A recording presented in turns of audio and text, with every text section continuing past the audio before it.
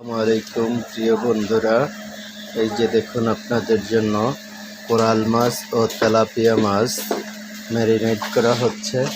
এই যে দেখুন মশলা তৈরি হচ্ছে পিওর সরিষার তেল দিয়ে। এই যে দেখুন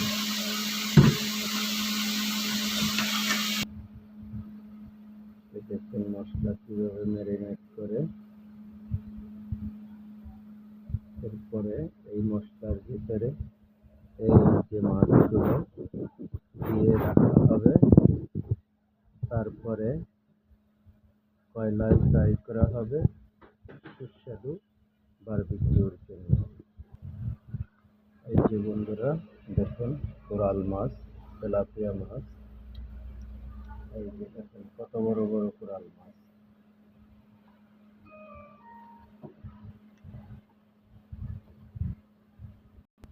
এই যে তেলাপিয়া মাছ, বিশাল বড় বড় কেজি প্লাস তেলাপিয়া মাছ।